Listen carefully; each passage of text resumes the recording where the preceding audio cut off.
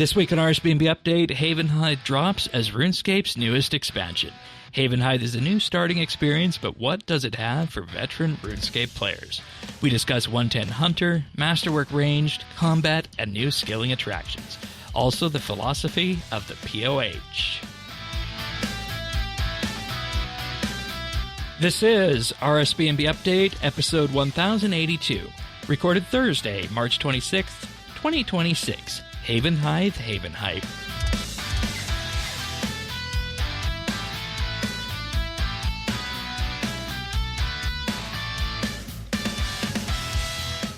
Hello everybody and welcome back to another episode of RSBANDB Update. Havenhythe is out now, and we got some budding interest here in terms of everything that Havenhythe has to offer, from hunting to farming to new rocks to new achievements, but that'll be on the Quest Week episode next week. I'm getting ahead of myself. This week here is Avernick. Welcome. You said this was the content you were looking forward to most this year. This is the content of the year. This is the content that we're getting this year. Yes. That you're looking forward to the most. We finally found it. That's right. So normally you're here for Quest and Lore, but you'll be here for that next week too. Of course, so yeah. I figured, just have some continuity in the Havenhythe panel going forward, but welcome back. We also have Pernasius, everyone's second favorite Australian. Welcome. Thank you. Here for the Haven Hype. That's a good way of putting it, Havenhythe. Havenhythe. And of course, Zerdones, everyone's favorite clan quester. Everyone's second favorite Canadian. No, maybe first favorite. I think we might have to put that up to a vote one day between me. Second to Celine Dion? I don't know. I mean, when you think about it, what is the big Canadian that everybody thinks of when they say famous Canadian? Token American. Your thoughts? The first thing that came to my mind was the band Rush. I don't know why. Okay. I'll accept that. Celine Dion was actually probably the top one. I don't know. She had hits. Well, Rush is having a reunion, Reynolds? So that's probably why. Yeah, Ryan Reynolds is. He's from Saskatchewan. Yeah. We were talking about Saskatchewan in the pre-show. Yeah, we were, guys. And I love that name. I mean, there are a lot of celebrities from Canada that just a lot of them move. Yeah.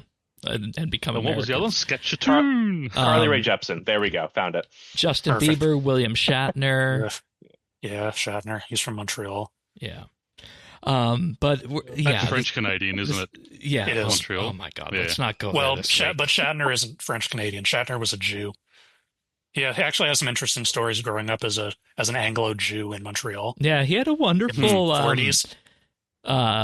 Probably about a decade and a half ago at this point, he did a tour across Canada talking about his rise, and it wasn't all just Star Trek themed, but he went very heavily into that upbringing in Montreal and all the Shakespeare and theater stuff that he did there too. So, yeah, I fully did not anticipate this becoming a light Canadian propaganda history lesson in terms of Canadians. Got to rep the home country where we can. But that is what it is. I'm just going to get into the Patreon list right now because we could continue on this forever. Because I have a feeling that Avernick and Pern could just keep asking Zerdones and myself questions about this country, and at some point it would just come all unraveled. But we'll make that a Patreon reward. That if you hit a certain threshold of donations, we will not do that episode. Otherwise, it's coming. Absolutely. It's going to replace your favorite episode. You don't know what it is yet, but I do know what their favorite episode is, and that is coming. But more on that in a bit later. This week, RSBANDB Update would not be possible without our experienced tier Patreon members: Amos Reed, Bladecom, Dominic R, Jade Gizmo, Jason S, Jesse W, Julia W, Kesky, Lemon Lodge, Luminos, Ricky A, Sioaces, Smavin, Snail Mage, The Naked Captain, and Tim.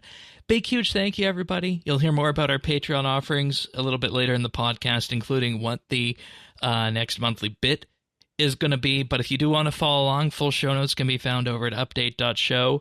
We have our friends chat in game that you can find at Bits Bytes, and our community Discord over at update.show/Discord, which you're going to want to join because we do have a Dragonwilds giveaway that we'll talk about a little bit later in the podcast.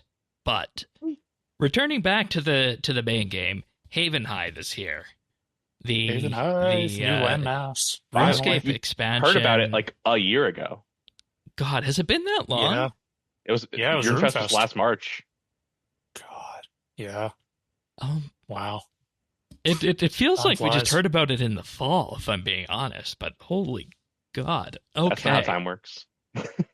110 Hunter is one of the big ticket items that is on the list here when you get to the land. And I figured we'd, probably start with 110 Hunter because this is something I think that when you look at everything that's on the table with Havenhythe, people will always say, well, where do the upper end players go, the people who, have done everything and are really starting to, complete the game and whatnot. And in Havenhythe Batch 1, that is 110 Hunter. Because we should just set the table here a bit and say that this is a completely new landmass, a completely new continent, and it does skew heavily towards the beginner early game levels, I'll say. To start, on that. for now. Largely early game content. And I don't think there's a problem with that. What I like There's about not. it, they did tell us that is what it was going to be, unlike where we had great Menaphos. expectations at Menaphos. This, they did come out and really let us know, hey, Yeah. this is going to be the early game content. It is part 1. There's more coming, but I think they sort of broadcast that well, that it was going to be early game content. Another I do thing, find it kind of funny that the map just stops. For There's just a hard edge on the map. They didn't- I find that really Yeah, funny. They would just have I to noticed replace that. it with whatever next soon. Yeah. Well, yeah, I know. Like, it's temporary, but it's still It's not funny. even pretend. It's not even black squares like it used to be. No. Uh, No, it's not even black.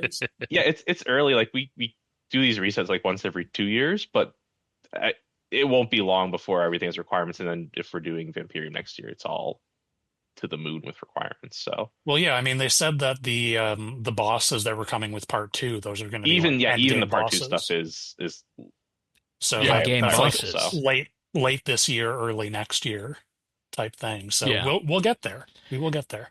and one thing I want to caution everybody with is I don't think, for our old school listeners and for people who are aware of the old school game, I don't think a comparison directly with Varlamore is the right comparison for this update. that's a hot take. I don't know if it's a hot take among this group, but I feel like that's very much a comparison that's been made in the community. And It's- I it's think hard that's a to wrong avoid, I comparison think. for people to make. Okay, tell us why.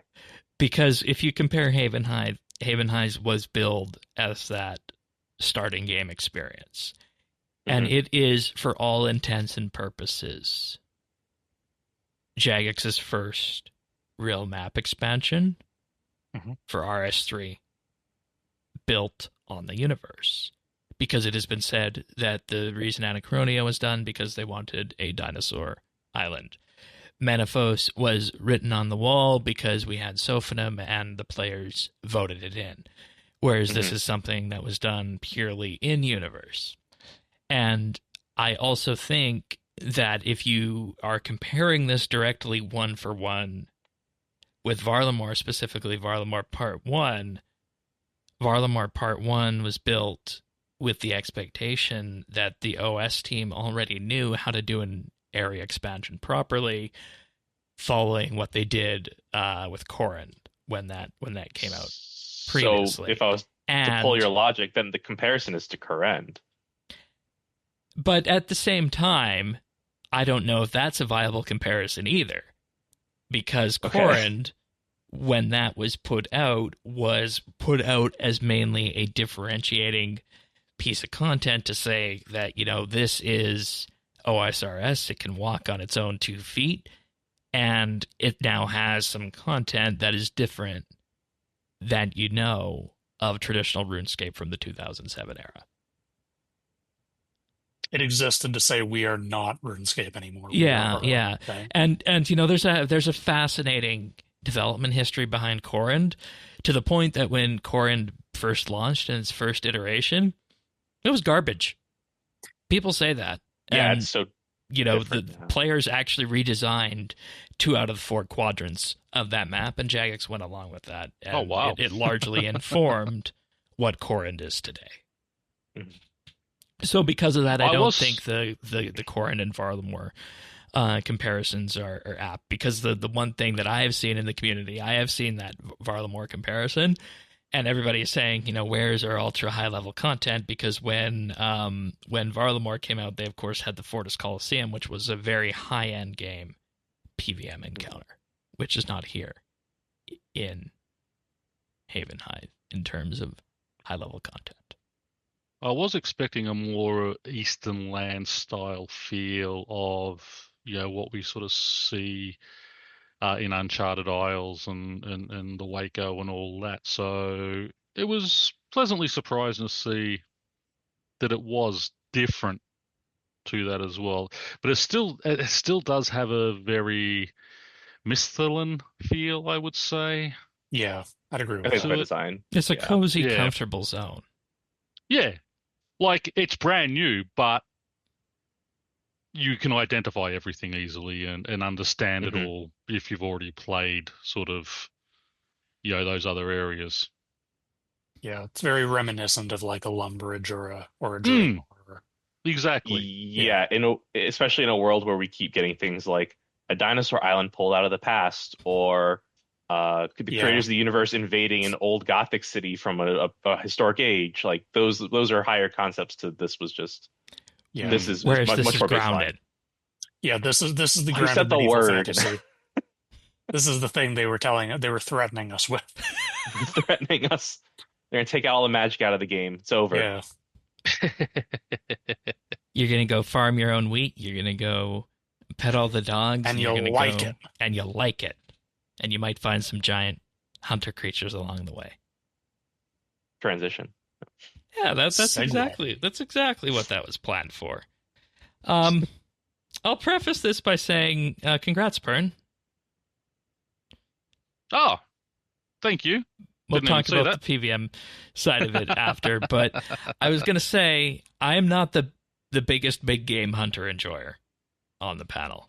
Sure. And that is what we got for the main training methods to 110 hunter. New big game hunter creatures set inside a cave with a bunch of hill giants that have taken over. And if you're talking about high level content, this is pretty. Like if you're a high level player, this is pretty much that's what you get. That's what you get. I will say I am a bit surprised they didn't have with a lot of these, especially the 110 updates that were feeding into like new tiers of gear. I'm surprised they didn't have like a stock, like here's a new level of Kayet or something at the 99 plus level that was like the source of the furs or whatever we needed, like a core item. It's really like this thing that basically players call honorary skilling bosses are the core content. Well, yeah, I mean, I think like Shane notwithstanding, I think people broadly like big game hunter, and I think it's divisive.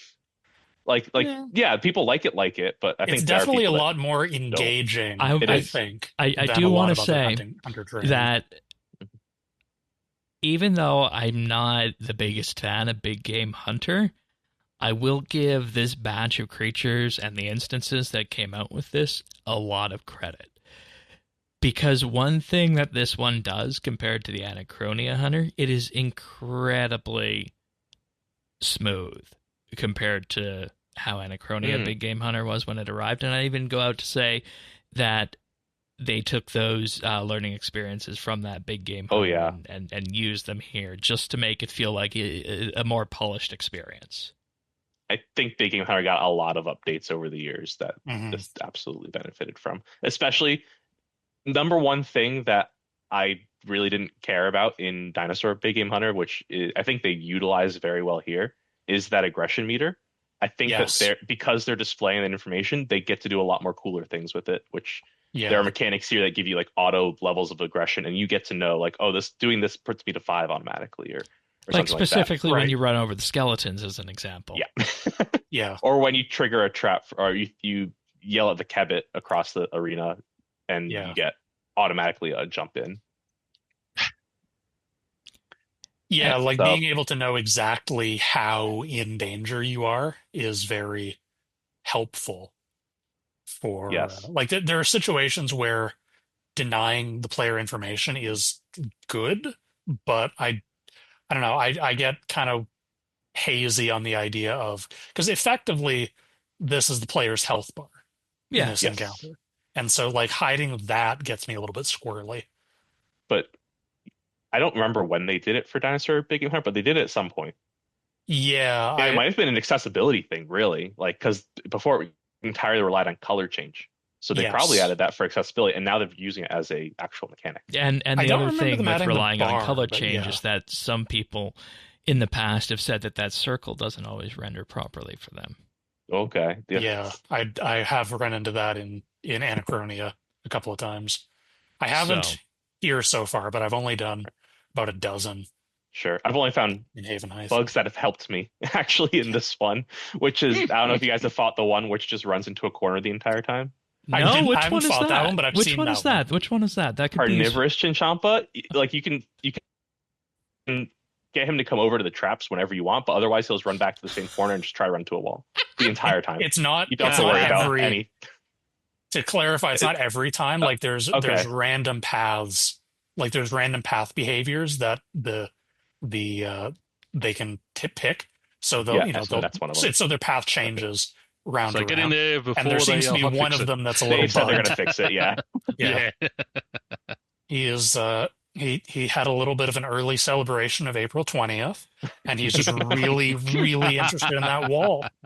There's just something That's been a really fun one. awesome there.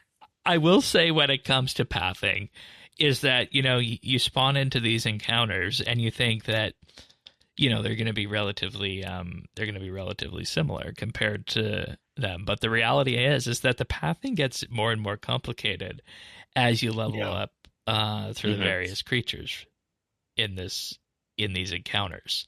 So that was, there's no explicit, difficulty level. But the ones as you get closer to 110 definitely do have a more difficult path associated with them. And then you combine that with the fact that the more health you take away from the creature, the bigger the detection circle gets. And in the case of the Chinchompas, you also lose some of your protection grasses in the field as well. I also noticed that everything is closer together the more high level you go. The 110 Kebbit is like you have this really narrow field where you're trying to lay the traps and do everything you need to do without getting caught by either the Kebbit or his minion. Yeah, and on the Golden Chinchompa, the last one, all of the grass is in the center. So even hitting two different traps can remove all of the grass. Under some layouts. Yeah, that is one of the things that I do. I'm kind of borderline on Big Game Hunter. I like it conceptually, but I can't do it for very long at a time. But I do like how they've made each encounter feel different. Yes. Both in terms of like level to level progression, but also like the Chinchompa feels different than the Kebbit, which feels different than the dinosaurs. There's a lot more depth mechanics here than dinosaurs, which is which is good because these are the level up from them. These are all. And I was going to say it's a very important thing to do because you only have the two arenas here. They're on either side of each other in this cave. So it's like, how do you keep content dynamic across 10 high levels from 100 to 110 in the same space? And I think that they did that. They did that remarkably effectively. I also like that they didn't do the thing that they did in Anachronia, where you have to kind of scaffold up the tiers by getting the meat. Like the meat for the lower tier is the bait for the tier above, and so on and so on. Because that is just such a faff. Just such a pain in the ass. Now you can just basically go infinite on meat. Pretty much. You're always guaranteed one in, one out at the minimum, if not up to I think you're guaranteed at least 2. Okay. Thank. But it can go up to like 6. Yeah, you can get tons. So it multiplies and just always goes up. I was also informed that you can cook that. Yes, you can. You have to. You can eat it. You have to. And yes, and it's some of the highest healing food in game. Yes, it's it is 2150, I think, and it's a 15% overheal. Yeah. I think. wow. I'm sorry. You said cook it, and I was thinking the sinew, not the. Oh, because you do it at cooking range. That's why I was do like, that too. Yeah, of course. What you guys talking about food? We don't use that in this game. Well, no. All the way to the moon. I mean, it's even higher. I thought it was like 2,800. I was told. I could be wrong. I thought I looked at it and it was 2150 with the overheal, but I could be wrong. Giant kebbit meat. It is definitely at 99 cooking. So Yeah. should be high. Okay, the wiki doesn't have that yet, but I was told that, I think, in a CC or something to that effect. So I can. that's kind of what I was. Going for on that. How do we feel that there's no key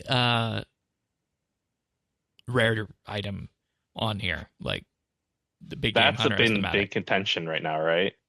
Yeah, I've kind of mixed feelings about it because, like, on the one hand, it means you're kind of free to do whatever. Like, if you don't want the pressure of dealing with the golden Chinchompa or the diseased kebbit or whatever, yeah, you can just chill out and do the lower tier ones. Mm-hmm. The flip side of that, though, is like, why would I want to do the higher tier ones? Because you get more hide out at once. You do, but I don't feel like it's that impactful. Well, if you're not failing either way, once you start failing, yeah, then it's impactful. Like yes, it's not worth it. But if you're not failing either way, why would you not take 20% more hides? Because right now they're worth a lot of money. Because comp achievements. I made 60 mil this week on that. I've been using them. I've been making my armor with them. I DIY'd my armor. Yeah, I'm up to the +4 armor. I need another 100 or so. Yeah. One day we should start a different segment on the show. Avernick's DIY workshop. That would be good. I mean, I'm an Iron Man at heart, I guess. I don't know. I like to buy things in GE. But Iron Man, except when it's inconvenient. Yes, that. I think the discussion that they had was that, kind of in line with what you were saying, Zerdones, and that, they feel that they don't necessarily need to have a rare chase item with every piece of content. So that's why that was they do on every boss. But on these high-level skilling ones, I mean, Silverquil doesn't really have one, but we'll get to that. But the thing is here, I mean, it's kind of similar to the rates of heists. I think I saw somebody saying they were getting like 1.9 to 2 mil XP an hour at the highest level ones. If you're, very good what you're doing. So okay, I mean if the you're 110 one is 75k a pop. Okay, that's different. Yeah. I also think does Skeska's one piece drop from this? No. The Hunter, no. Okay, so that's only BGH. Yeah, that's only the dinosaurs. Yeah. On the flip side to these not having a chase item, I do think that they very confidently went in saying that this activity or this method is the core hunter method for 100 to 110. Yeah. And usually core training methods don't have chase items. Like they're just what That's you do. a very good point. Good point. That's fair. On the flip side being like you got a really engaging core method versus you got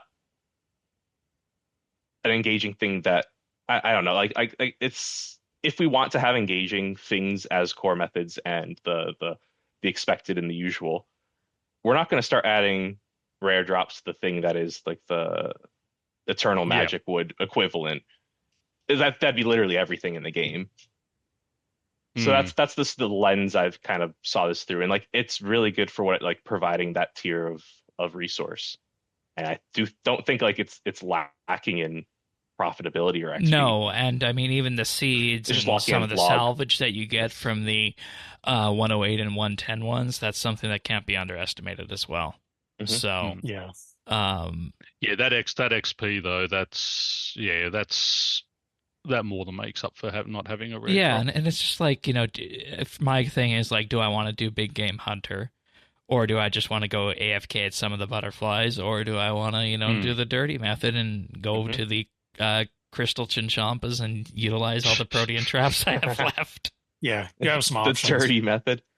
The unclean. To that point, like having no chase drops does mean that dinosaurs still have a place if you want to do chase drops. Like it's the worst XP, but you go for your chase drops.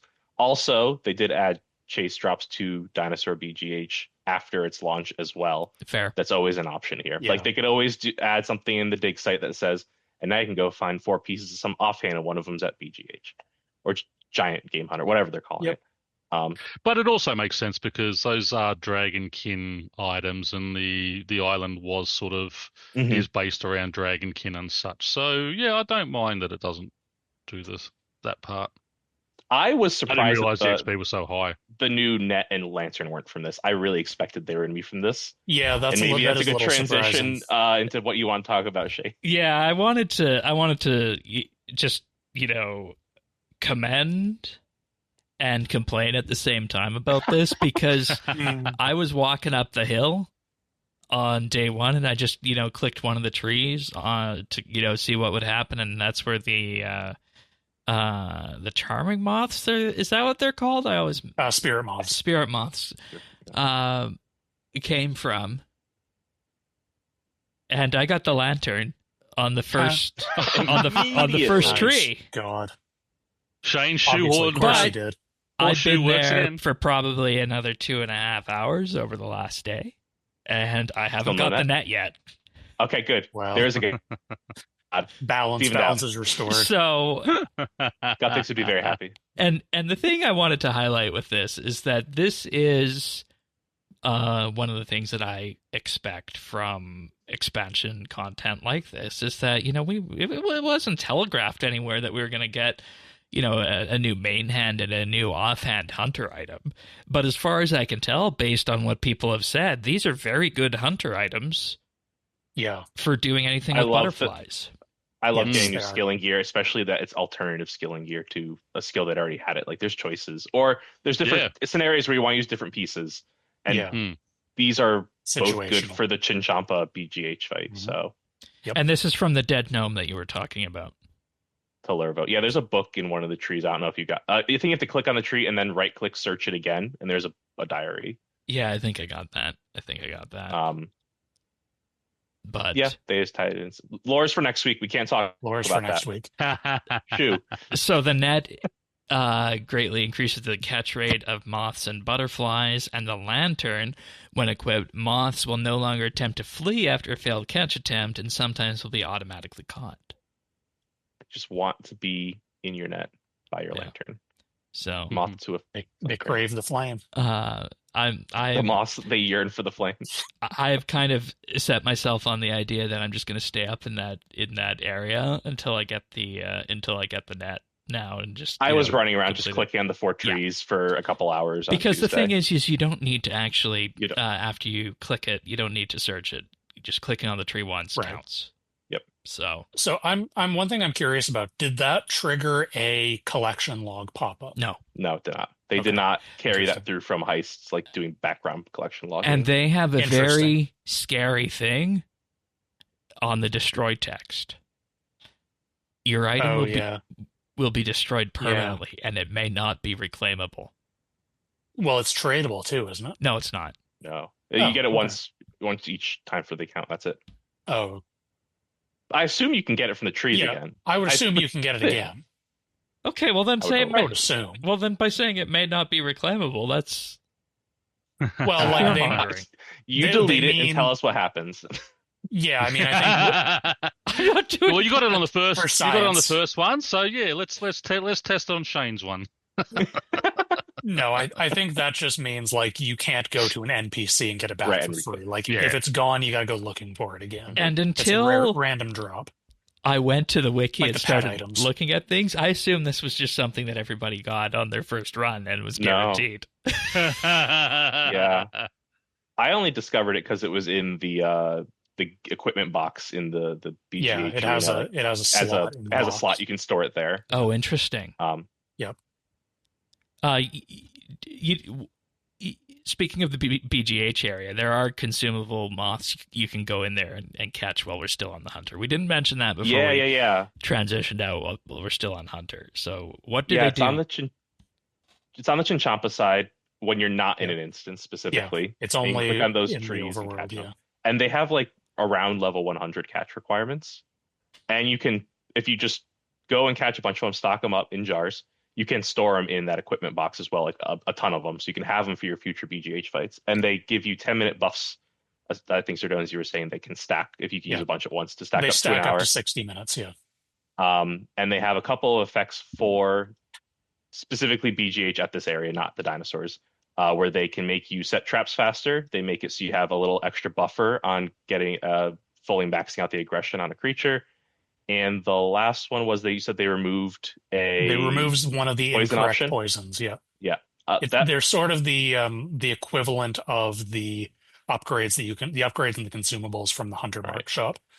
And it looks like they're tradable, so you could probably just go catch a bunch of these, and eventually people will get lazy and they'll want to go get their Apex hides or whatever the hell, or do their 99 plus Hunter training, and maybe make some money eventually. For some of them, I suspect that the build traps faster one, that's going to be the really in demand one. Yeah, that's what I was looking for. That plus that they patched the Hypno Wand to work at this BGH for the faster trap building. Apparently, it's near instant. Nice. Oh wow, that's good. Because it's that. So the others seem like they're much more niche, like especially like removing the poison you don't need. Like you don't yes. Oh my, that's a mechanic I love in this BGH. So in Acronia, the dinosaurs, you catch like 4 or 5, and then you get a timer, and you have to wait 45 minutes or an hour, whatever it is, until you can catch that same dinosaur again. That doesn't exist here. At this one, once you find the right poison, it goes on your buff bar, and it says you found the right poison for this monster, and it stays the right poison for the next hour. So you never have to check again. You always just get the same one for the next hour, as long as you don't leave the instance. Once you leave the instance, you'll have to figure it out again. Yeah. But these things don't ever expire, and there's no penalty for leaving early, like that debuff timer. There is benefit to staying longer because you don't have to check poisons anymore for a bit. So yeah, the fact that you have one less bad poison doesn't really matter, because you could go a whole hour once you find the right poison without there being a bad poison. And this goes to what we were saying about how it is just a much more smoothed out experience than the Anachronian one initially was. So I think big benefit that Mod Ramen did both of them. I think he had a lot of learning. Yeah, we did. Learned something. Did you test Avernick that the poison changes if you leave the instance and come back? You lose the thing on your buff bar, yeah. Okay, but does it actually? The reason I asked, I didn't. Okay. So there's a reason I ask. Because I didn't do a full hour at any of these. I was just sort of trying to get the achievement of hunting all of them once. Sure. And so I did the first one. I left the instance after a couple of kills. And then about an hour later, I got a message in my chat box saying, you're going to have to find the poison again. Oh, okay. Interesting. No, I did not have that happen. I haven't tested this either. That's why I asked. But I'm not I mean, it could be a bug. It could also be that it does, in fact, just stay. And if you leave and come back, it'll still be the same, just minus whatever time. I couldn't tell you. That's for you, listeners. Report back. So while we were on the topic of moths, we took that detour to go back to the big game hunter area. The spirit moths produce charms. And, let's be real here, these aren't going to be the best charm producing options in the game. But if you need one, then... Well, I think what I saw is they were added because there was feedback from the players that they want non-combat means of getting charms for skiller accounts. Yeah. The skillers who train summoning but not other combat skills. Okay. Which I'm sure they exist. Yeah. One guy. Yeah, that's fair. Yeah. But after level 85 Hunter, you can barehand them. And with that, it becomes an agility method in that they all give 100 Hunter XP rather than their original Hunter number, but 355 agility XP for grabbing them. Why is it so much higher on the agility? Because agility sucks. It's like agility needs all the help it can get. If you decide to use the net, you get Hunter XP, but if you're barehanding, it becomes an agility training method. So I just wanted to point that out as that's interesting. Maybe one of the Black things Moths that we might be in Anachronia. Maybe next league we won't all be taking golden footed. And that's what I was going to say. If we have region locking and you choose a region that doesn't have agility courses. Okay. Yeah. Well, I guess you need agility to unlock them first. So 80 forget that. Whoopsies. But okay, Spirit Moths done. The other thing that I think we just need to mention are the black Chinchompas. They catch like regular Chinchompas. I don't think there's anything to write home about here. Some people panicked. I saw you panic, Serdones, because you had to go grow one. I had an immediate knee-jerk reaction when I logged in. I was like, you have lost the titles from the farm because you need to go fill the breeding log again. And I just had like this 1,000-yard stare. Like, oh no.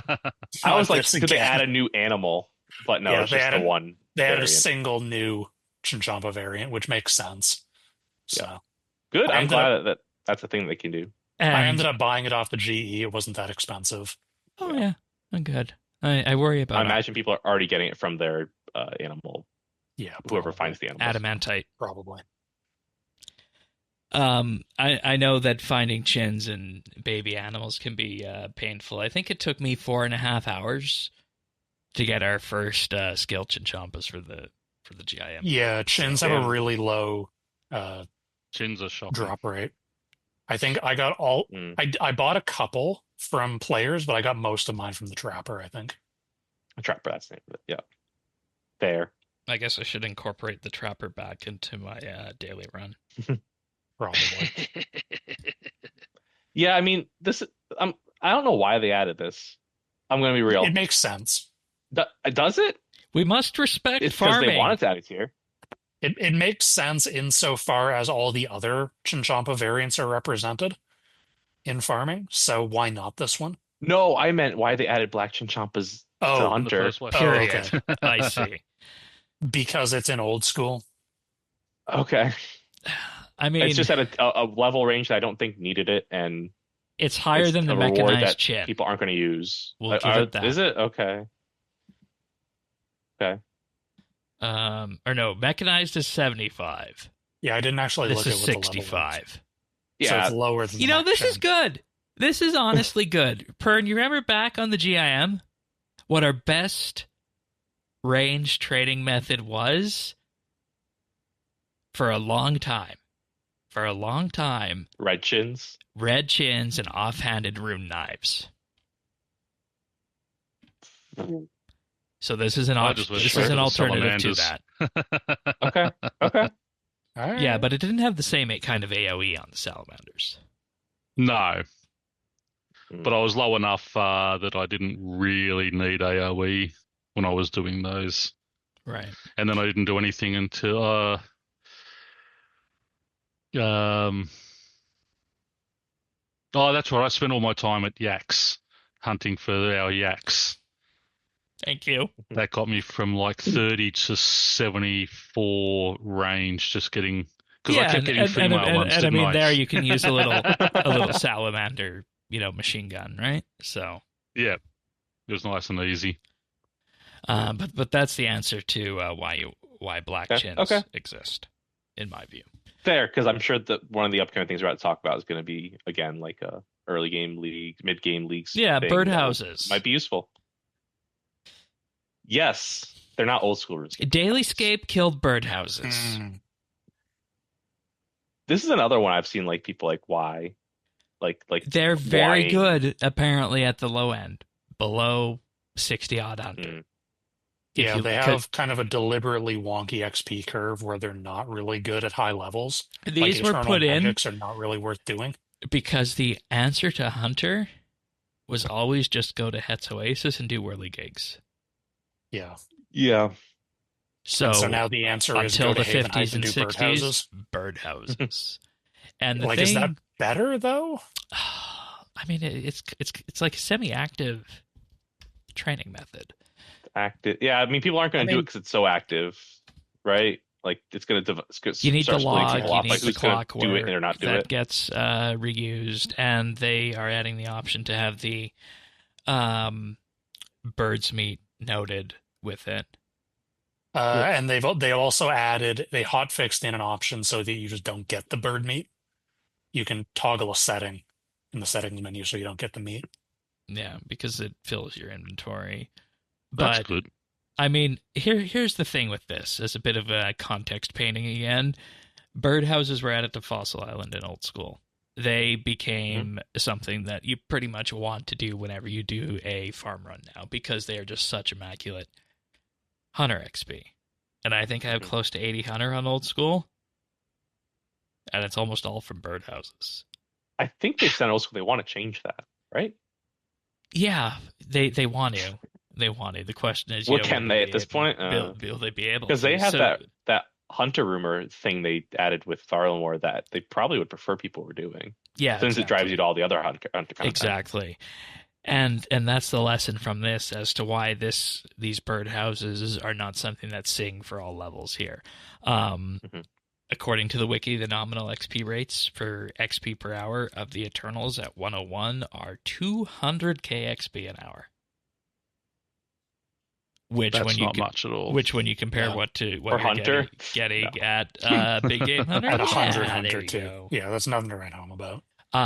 But you were saying, Avernick, the nest. You that can being also said, also get nests. the hatchet nests, whatever they're called. Yeah, so you can get Imcando hatchet pieces from the nests, and it looks like at the lower levels nests aren't so guaranteed. At the higher levels they are, so maybe that's why you want to do the higher level ones is to guarantee nests more. But when we're all in leagues, I think last league there, especially some of those higher level skilling tools, we all said, yeah, that's not worth it at a certain point. Yeah. Dragon Pickaxe especially was less worth it than Dragon Hatchet. And then Dragon Hatchet is like, are you doing harps? Probably not. Are you doing Kendo Hatchet? That's a lot of nests, but maybe. This makes it more from a maybe to, yeah, it's probably worth to do these to get the Imcando Hatchet next time we all do leagues. Because the Dragon Hatchet is so easy to get, and now nests will be very easy to get. Yeah. So there we go on that. And I still don't think we'll do life and death tier stuff, or even the one that needs Wild Gothic Sleeps, whatever the 91 is, but at least we'll get the level 80 points. And let me say this one thing before we move on from birdhouses. I think it's okay to add content that isn't always going to be the best for somebody, but has a tangible side benefit. Well, yeah, I mean, all the people complaining about power creep do not get to complain that birdhouses aren't worth doing, because that is the reason why they're not worth doing, is because if they were worth doing, they would be better than everything else, and that's the power creep that you're complaining about. My hypothetical straw man that I'm yelling at. Yourself. Me, I guess. I'm yelling at myself. And I mean, if you really wanted to, if you didn't like any of the hunter training methods, go run in a circle south of Wendelwick there. And you can do this. But it's not agility XP for doing as that. Good as other things. So there's also some talk about maybe it could be a source of feathers as well. But sure. Is there not good shops for that? Yeah, I mean, that's what I was thinking. Okay. Is anyone really not spending the money on feathers, right? It's not even that much money. They'd be incidental feathers when you're doing your nest grind. How about that? Yeah. All right, Clockwork Box Traps. Yeah, this isn't new. This is the. I think this is supposed to be the replacement for the Protean traps. Yeah. It's basically like a lightly AFK hunter box trapping method where you add a clockwork, the kind that you make in your play your own house, add that to a box trap, and now your box traps can catch 5 creatures before they need to be reset. So it makes it a little bit more AFK, but there is some risk reward because they still have that that collapse timer on them, where if they don't catch anything for a certain period of time, they will just collapse. Then you'll lose whatever was in them. So you have to balance how AFK you want to be with how much stuff you want to get. And also, let's remember right now the Clockwork's GE value is about 9K. Damn. Yeah, like, well, because Clockwork is get a steel bar, go to your player in house. It's not a big deal to get. Well, I was sounds saying like profit right now. that's a high price to go make these traps, so I don't know. The steel bar is like 200 GP tops. But I guess maybe like after we've all used our Protean traps and they just go away, I guess maybe we'll want this kind of gameplay. The other thing is the Clockworks don't go away. No, they don't. Even for birdhouses, they don't go away. You get to keep them. Box traps, you get to keep them. So like you just need to it's the permanent. initial buy-in. Yeah. Unless you go really AFK and your box trap disappears and despawns. Yeah. Which did happen to me once. I lost one of my box traps earlier, but whatever. Would you use them? I mean, my experience, I did them a little bit with the black chims just to sort of test them out. And my experience was losing, like the risk of losing the traps wasn't worth not just doing circuits of the box traps. So personally, I don't think they're worth it. Okay. I don't think they're AFK enough to really justify not just going for the high intensity. Right. Okay. Aren't box traps just sold at the stores for like 30 or 40 they cost GP? nothing. Yeah. They're showing 3,000. Oh, because that'll be the GE price. Okay, don't forget me. GE forget price, me. Lazy. Yeah, there's not a lot of Hunter shops around, I guess. Yeah, well, there's Lumbridge. There's one when you first start. 4 of them? Oh, is there one in Lumbridge? There's one in Lumbridge. There's one because that's the one I used to use, either that or the one in. There's one in Yanil. There's one in Yanil. And we got one in the new BGH area. Yes, there's one. And there's one in BGH, and there's also one in Berthorpe, but they don't sell box traps. They only sell bird snares, I think, and rabbit snares. Speaking of rabbit snares, you will want your rabbit snares for the Jackalope antlers to make the new Jackalope pouch.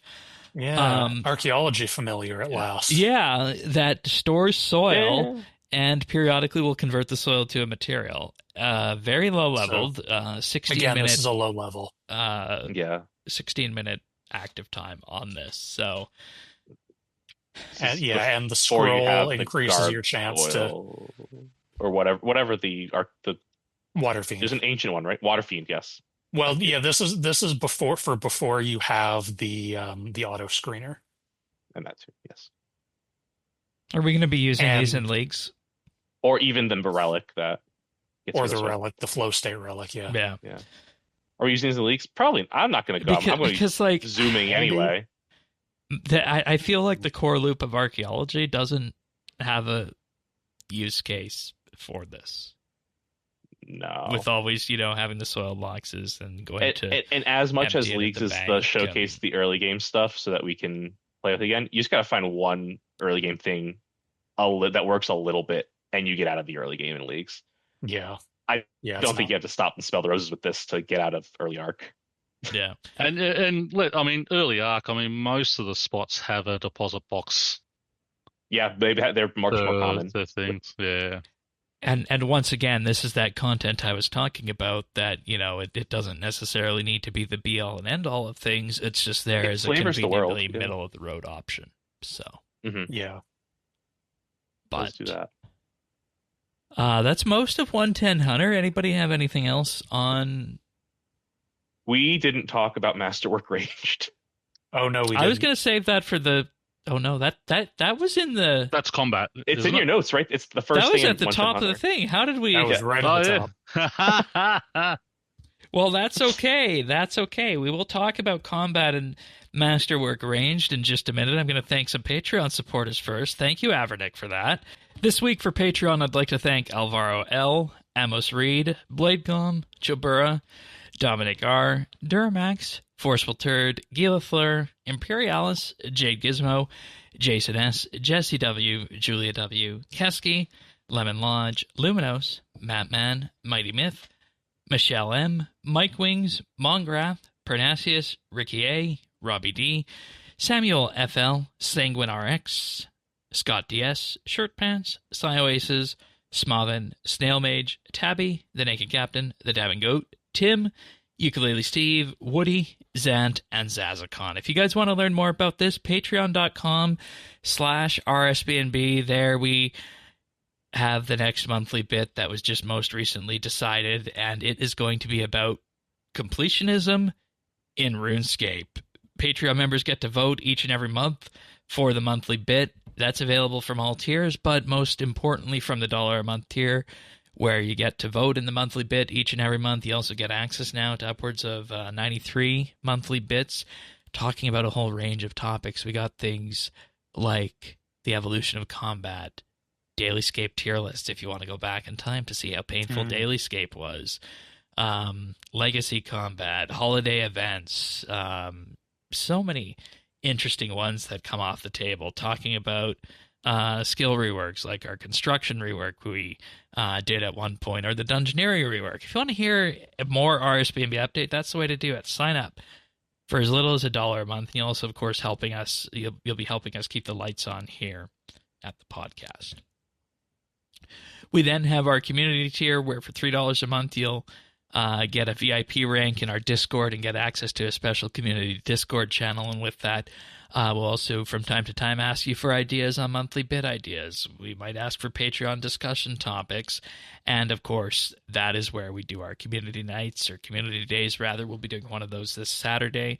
Anybody in the RSBANDB Update community tier can sign up for that. But by far, the most interesting tier we have is the RSBANDB Update Insider tier, where for $5 a month, you get a shout-out on the podcast each and every week and access to our clips that we use to make the clip show at the end of the year, including sometimes expanded clips from the pre- and post-show. And, we just made history this week here, because we're going to have our first ever video clip. I made Zerdones really tiny in this clip. And it just went off the rails for about 3 minutes. In my defense, it is very cold right now. There we go. Took a minute, but we got there.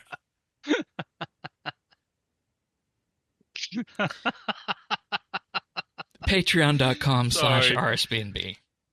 Thanks so much, everyone. That's a follow-on from the clip, so everyone, you'll have to check out that clip.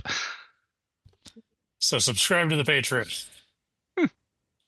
Be an RSBANDB Update Patriot and support us on Patreon. That's a good idea, because they have the same. They start sounding the same way.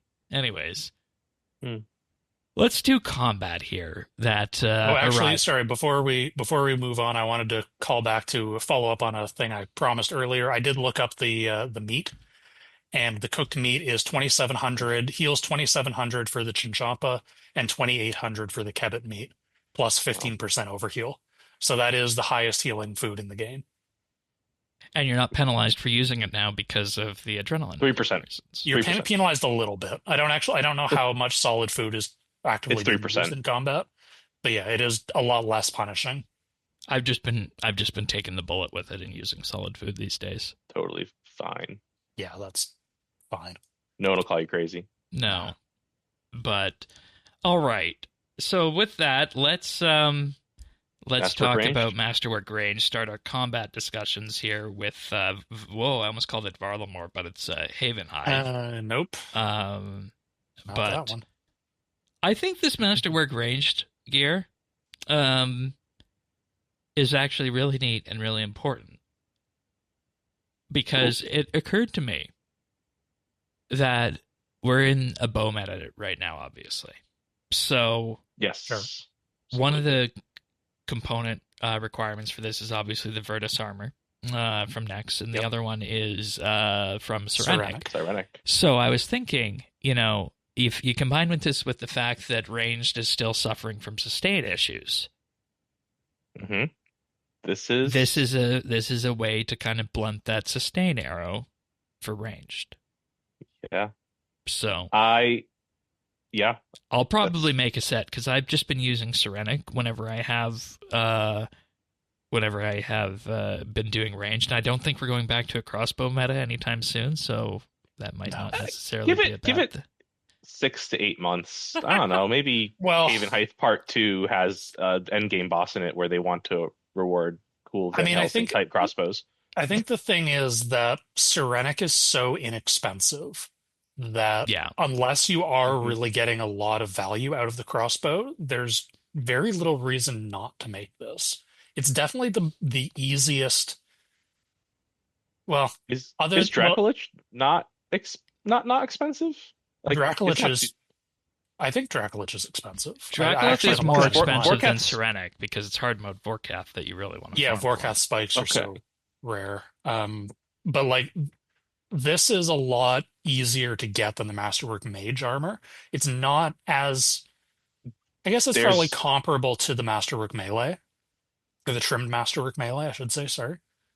But it's better stats, obviously. Definitely has the least boss drops incorporated. Really, it's just the next stuff. Well, and what does Undead Dragonhide come from other than Vorkath? Okay, just Vorkath. But like you just gotta it comes from every Vorkath kill. Yeah. But Sirenic and Draconic Visages, you don't need to do bossing for that. Draconic Slayer. You just gotta get lucky at your POF, because that's where I got a Draconic Visage from. Yeah, that too. So as far as ease of making, I guess the bossing, quote unquote, you have to do is Giant Big Game Hunter. Which, to be fair, you are going to have to do a lot of because you need 240 meat. 240 and meat does not drop very rapidly. And not to mention you need to get through the achievement to even unlock the ability to make this. So and then you also need on top of that 120 Apex leather. Yeah, on top of the 300 that you need to make the +5 set. So you need like 500 Apex leather in total. Yeah. What do we think about the achievement name? It should have been called Chinskin. It's fine. Yeah, it's fine. It didn't have it doesn't have the instant the cultural weight of Ethereum or Ancestral. Yeah. It's a little bit more forced, but whatever. Go visit your port if you don't have 120 lacquer, because I'm still trying to get my pearls for Masterwork Mage. That's like double the amount of ports resources that Mage needed, right? Like pearls, it wasn't 120 pearls. It was 55. Yeah, so this is a lot more ports. It's a lot more. Yeah, a lot more lacquer. Yeah, so do your ports, get your Taijutsu to trade at the Arc shop. Yeah. Whatever you gotta do. Yep. Also, I'd love to point out that they added a tailoring station to Wendelick. So it's not just the crafting. You can do this in Havenhythe, which I think is really cool. The Tanner is achievement for making all your Masterwork ranged in Havenhythe. Screw the people that don't, but screw you. Yeah.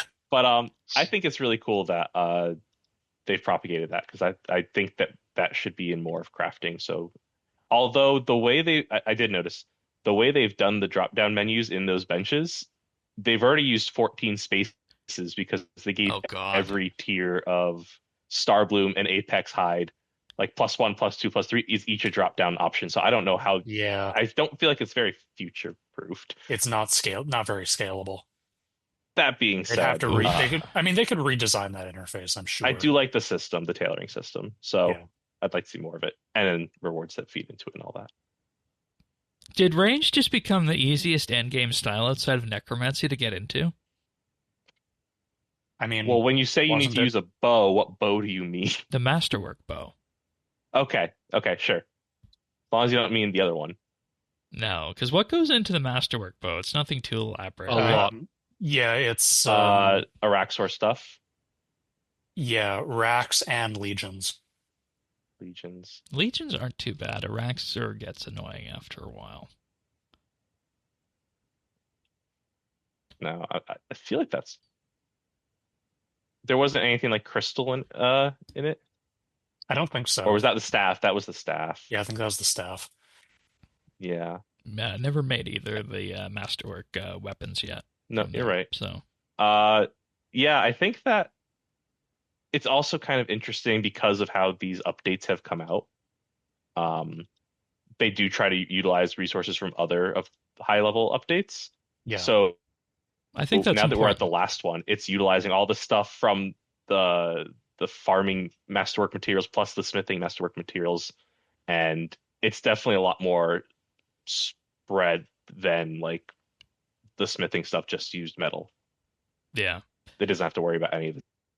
How do you guys feel about anything. the looks of Masterwork Ranged? I know they made a point about it in the video that they kept it very close to the concept art because apparently people like the concept art. Yeah, I think it looks fine. Ezio, Assassin's Creed. Yeah, I saw someone say that. What it made me think of most was Skyrim. Interesting. The thieving armor from Skyrim. Yeah. Mm. I am very confused why they made the cape cosmetic only. That's a choice. Yeah, the little shoulder cape. Yeah. Yeah, it doesn't have any stats or effect. I feel like they could have done anything. Well, I think they wanted to just have the cape there to kind of, carry the set forward with how it. Yeah, but we, as many times as they've tried to say, like, get us out of the one cape best in slot meta, we keep ending up with one best in slot cape that everyone uses, and we can't escape. And we can argue if that's a good thing or not. It's not. Because it's basically Zuck cape or bust, right? Even though they've just tried to minimize its importance with the recent combat update a little bit.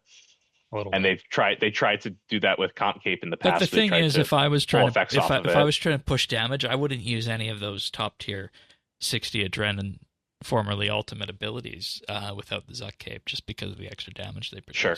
So, but all right. Yeah, it's extra hits. So that's Masterwork Ranged. I think everybody should make this if you had Serenic on you and you're looking for more range sustain, unless you already have Dracula. That's the big. And if you didn't, I mean, Serenic is easy to get. So. Yeah. Ivar, the King of Bones. Oh my. Free to play boss. Yeah. New F2P boss, DPS dummy, basically. This is supposed to be the boss that teaches prayer switching. Well, I find it a little bit weird. Yeah, it's doing two things at once, and those things are kind of intention. While replacing the Nexus. And more than that, because they're uncapping his bones. Right. So, that's going to become a crazy prayer training method. You can't use it with any buffs. It doesn't stack at altars. Oh, okay. But here's the thing with that. 400 XP flat. You do 100 Ivar kills, and you're up to, level 40, 41 prayer already. Yeah. Based on how that goes. So that's what this is for reward-wise. So let's just put that aside.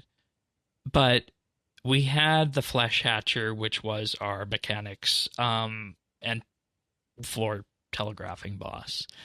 Yet somehow this one's supposed to be the prayer switching boss. And I don't know about you guys, but it seems very difficult to know exactly which one you're supposed to prayer switch to.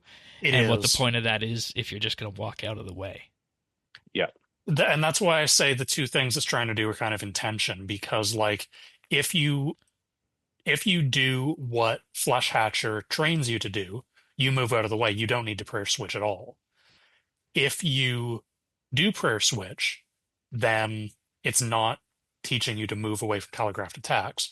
But it's also not really teaching you to prayer switch because, like you said, it's not very well telegraphed what you need to do. You just kind of have to know because it is a fixed rotation.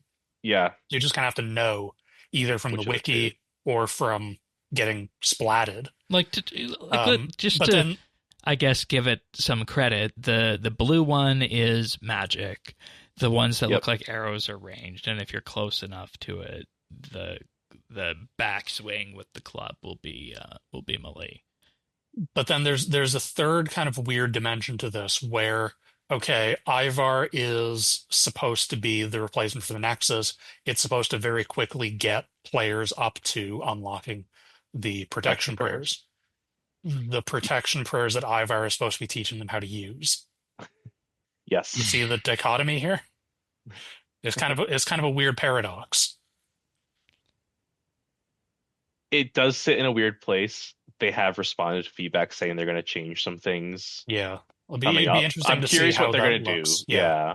Me too. Because there are I think that Nexus thing is really how you can make the telegraphing better and maybe take away the ability to dodge it to make it more of the prayer switching boss. Sure. But how do you get away from the fact that it's trying to get you to protection prayers while expecting you to have them? Yeah. And maybe that's why they had to add in you can dodge it because players have to be able to get out of this. Yeah, because otherwise it's just brutally unfair at low levels. And I mean, honestly, I think that there are probably better bosses that they could do for prayer swap learning. Because prayer swap learning is something you're going to need later on in life if you plan on killing things like Raksha. And, they could have done this with the Silverquil, but, I don't even know what that one's I think Popsicle does a fine job of teaching prayer flicking. It is a great job, yeah. That's true. Arch Glacier for people not up on the insider lingo. Yeah, I know we have our insider lingo for that. I'm trying to remember who it was. A number of weeks back, I called the weapons from Glacier the cold cuts, and yeah, called a laugh. But no, let's be real here. Ivar is really good at providing prayer XP for people. At least, leveling. Yes. That is and one the lowest thing level boss really in the game. And for play, so good ability to go engage with that early. And to learn. So that's what I found funny, when you want to run away from it too. That's what it's good for. So let's just forget prayer flicking for the time being on this. Go ahead. Prayer. Yeah, I found it more just a movement thing, but the bone's very similar to the new Brutus boss in OS.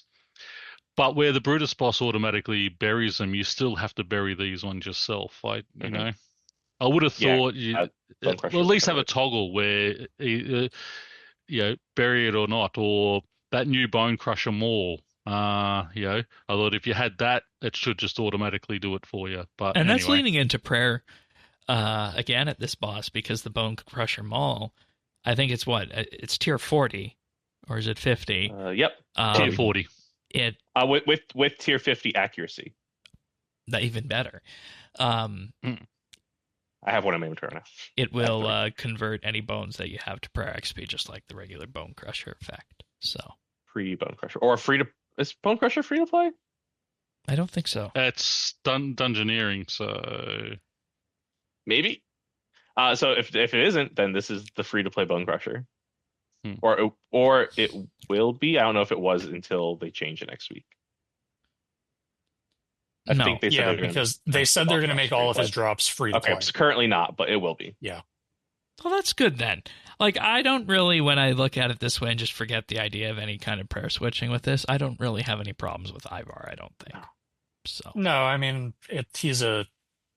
for high levels, he's a DPS dummy. Yeah. You can ignore his mechanics, basically. And, just go get your kills, do the log if you want, and, move on with your life. It's not a super difficult. Yeah, and really nothing to complain about, too, I don't think, with that. So. No. Let's move on then to Silverquil. And yes, Bone Crusher is members only. Okay. Yeah. There we go. Let's move on to Silverquil, because this one... A little bit of a weird one. Yeah, a little bit of a weird one. It's the full version of the boss we fight during the quest. But it's slightly different, but yeah, it's got some shared ideas. Yeah. Very importantly, the boss during the quest does not do reflect damage to you. Yes. This one does, and people discovered that. I saw Hardcore Iron Man die to it, I think. Yeah. No. Yeah. Oh, yeah. I have died to it a few times because I don't really care about killing the boss. I'm trying to get the achievements, and it's just getting the timing down for the achievements.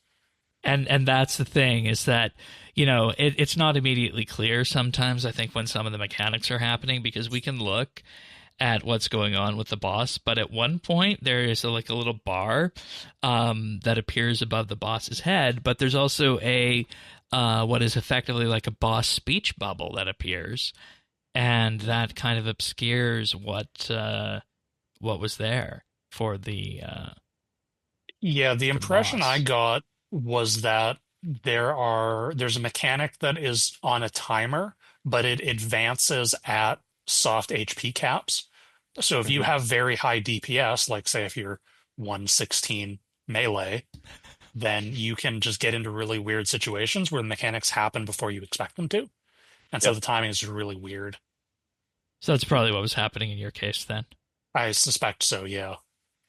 Okay. And if you did the achievement, I assume you had to stall out the kill long enough for the ability to come off cooldown? I actually haven't done Okay, essentially we have to use the resonance ability for each time it uses Bloodhog, and it definitely does it each time you trigger the soft HP cap, which is twice, and it has its regular cooldown, so it doesn't like refresh it.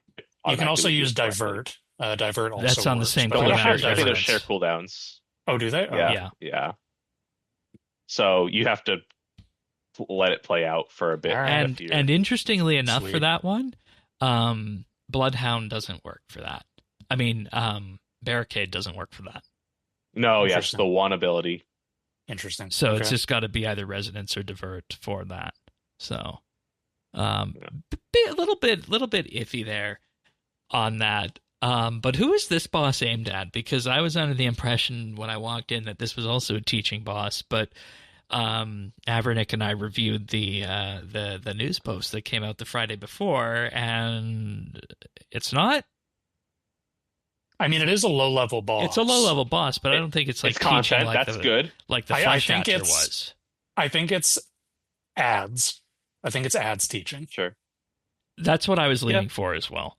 Because you have to, of course, figure out that if you don't move away from the red blops on the ground, you're going to take huge amounts of damage. And then if you don't kill the other tumors that appear, then you're going to reflect damage back at yourself too for that. So you're right. Ads management is a good call on this. For this one. Yeah, by mechanics, that makes sense to me. I also think, just as we veer a little bit looking at the rewards, I think it also sits as it's supposed to be a piece of progression in the region, because all of its rewards are aimed at getting you better Haven Silver weapons. And if that's going to be a theme going forward in the region, then this is the first step in upgrading them past making them to start. Yeah. So you'll have to do this enough to get your swords to whatever level, and then probably fight the next boss in the next region to get up. And the question is, right now you feel like you don't need Haven Silver weapons, but maybe subsequent bosses, even for people have combat stats in the 80s and 90s, are going to find a benefit from using a Haven Silver weapon.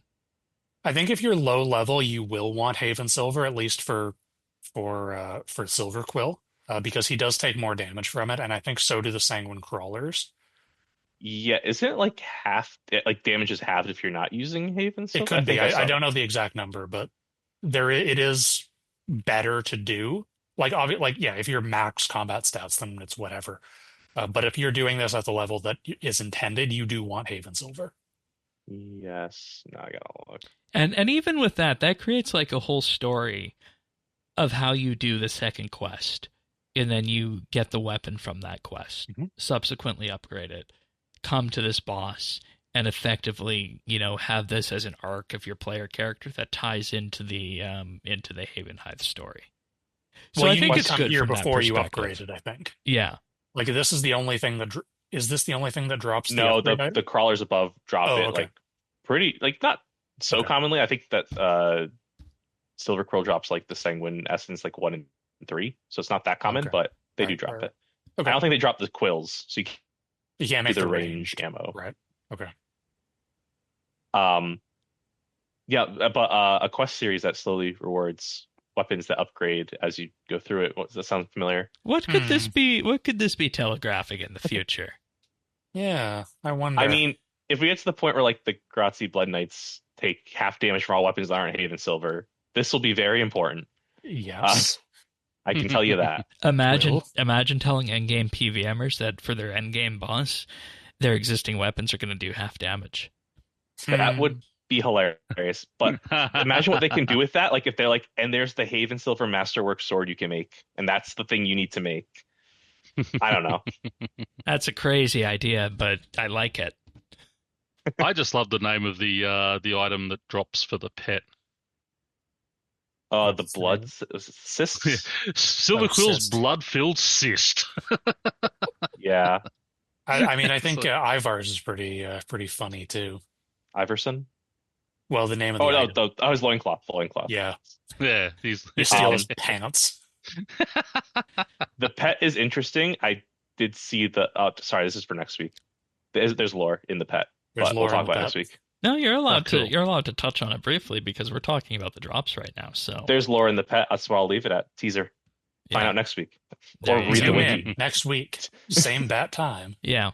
But again, on both Ivar and Silverquil, there has been feedback that has been responded to on the Reddit by Mod Rowley that says they'll be making minor tweaks to both bosses, including some from the proposals that were online. So they're still being implemented, so they'll save it to the patch note to list them, as they may all not want to make the final cut. But they are leading into what people are saying here. So that is good. And then we'll just mention the Sanguine Crawlers up top. That has been the spot where everybody with a cannon has been hanging out since. Everyone's trying to get their trim back, trying to get their soul. Oh, right, they're trying to get the log. The soul doesn't take long at all. It's a level 20 No, something. it doesn't. It's very fast. They're all going for that log item. Okay. Or the 2 log items. I don't think the gloves are so rare, but the pet is. Right. Yeah. That makes sense. Which is why I wait a month until I go into it. I mean, that's the reason they added those chase items there, is to give the endgame players something to do with the lower level content. Yeah. Is it appropriate to have a 1 in 10,000 or whatever the hell chance is for the pet on a level 24 Slayer creature? Yeah. Probably not, but. Yeah, it's a little bit weird, but whatever.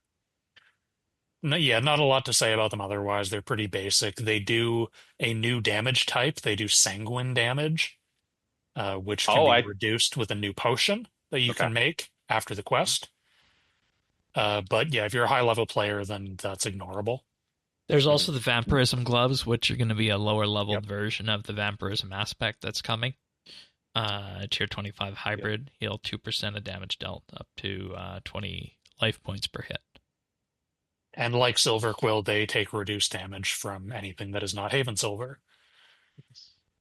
Again, this is going to be if you're fun to talk about the lore next week. Yeah. Yes. And I mean, they're not pushovers either. They got 7,000 life points. Yeah, they're decent for where they are. They're a decent Slayer monster for where they're intended to be at. If you can find a spot. If you can find a spot. Ever. Yeah. All right. Well, I think that wraps us on combat here for the Havenhythe update. These are called Sanguine Crawlers, just making a note of where that time ends. Continuing on the fish farming activity. I have seen so much discourse about this. Have you? Yeah, because like is it offending people? I don't know if it's offending people, but I think there's a confusion about what it's for, because you obviously you have to throw some fish in there at first to be able to fish from there, which is a small amount, and you're going to get it all back. Yeah, more than But I think that... And then it's self-sustaining. Yeah, it's self-sustaining. I think the true prospect of this update opens up after you complete the 4 achievements by collecting 250 of each fish there. Because what that lets you do is it lets you note the fish with Maya and also bring a lower-leveled fish like your tuna from the Miscellania or... shrimp as fish food, and then just unnote it there, and you get the same amount of XP that you normally do when you're fishing the 4 fish, lobster, swordfish, shark, and now the giant crayfish. And I think honestly that this is just going to become the default source for these 4 types of fish.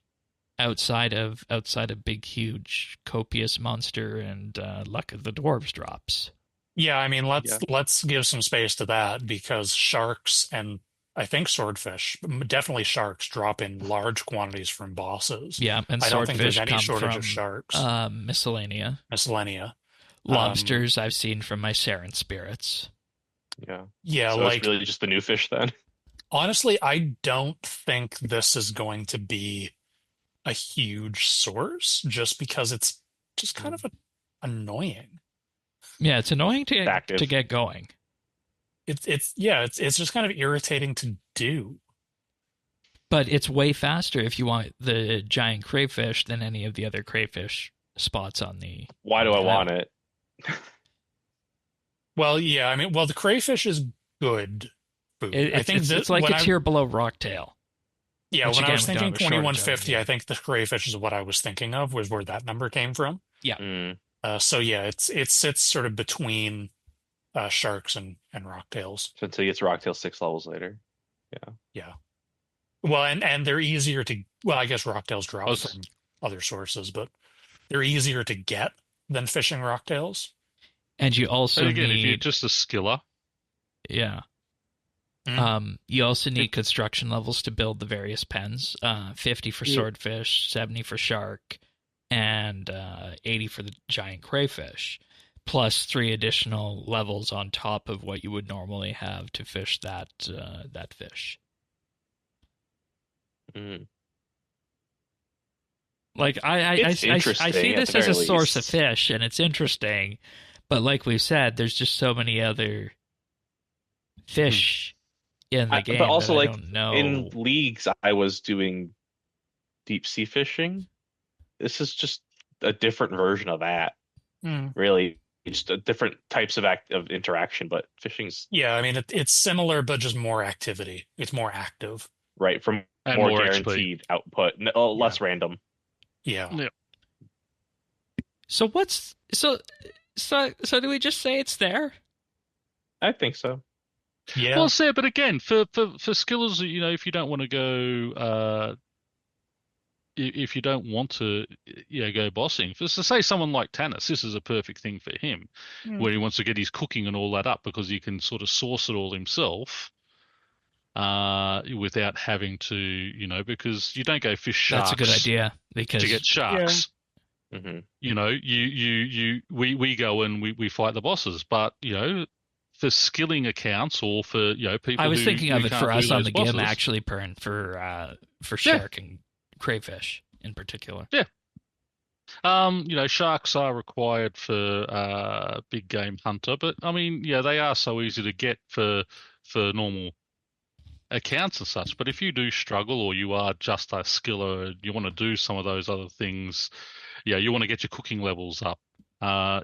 It's another source where you don't have to worry about going and bossing, and it gives you fishing is, it's one of my favorite AFK skills because you click, watch TV, just glance over, make sure that your spot hasn't moved. But this gives you a little bit of interactivity with the skill, and just it's something different that sort of makes it a little bit more fun and involved. You're getting more XP doing it this way than by just basic fishing. So I don't have any issue with it myself. And again, it's not meta breaking, but there's going to be use for it at some point. No, that's right. Yeah. So you might choose this over other things sometimes. Exactly. Exactly. I want to have a bit of a break, and let's go do some of this just for a bit of fun. It's see or what fish. I can get. Yeah. A little fish. All right. The Shrine of Inanna, another thing that we're going to be questioning about this. It gives you the same effects as the flow state relic. Is that what it is? No, it's not flow state. I don't remember what it is. Spirit Weaver. Yeah, Spirit Weaver.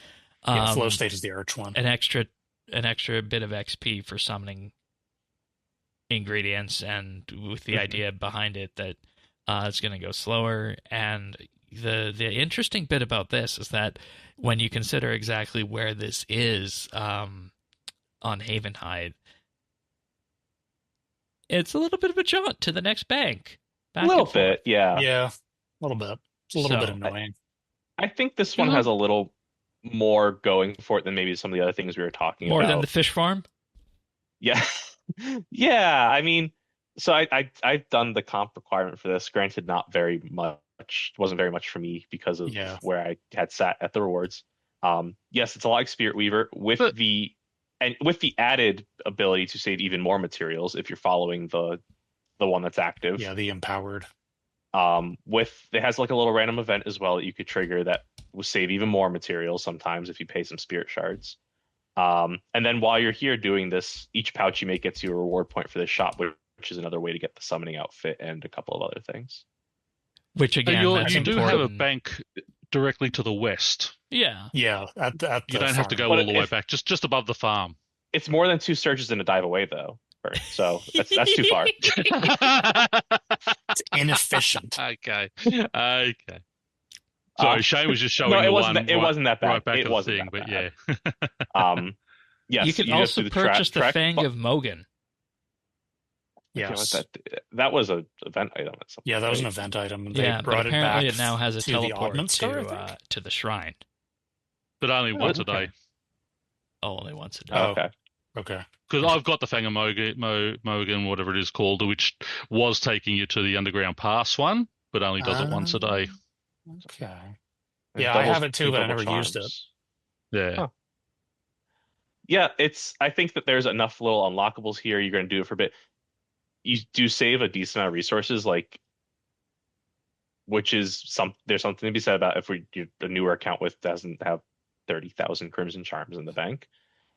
And if you have to do something training anyway, might as well do some of it here to get some of those unlocks out of the way. At least you're going to spend a portion of your training here, probably no matter what. It's a way to get the summoning outfit that doesn't require 5 weeks of familiarization. Yeah, that's a lot. It's 1 point for every pouch you make. So just and let us also remember that the Spirit Weaver relic comes from Dragonkin 6, Demon Hive Archaeology, which is level 87 at the top half of that collection. So this is available. So you can use earlier. Yeah, from level 1 you could do it here. So there's your use case right there, folks. Yes. Is it slower than if I bought all of the materials and had them noted perfectly? And I was diving between banks and something else. Yes, obviously it's slower than that. It's more AFK, and there's some material saving, and it feeds into a reward shop. Those are the trade-offs. Yep.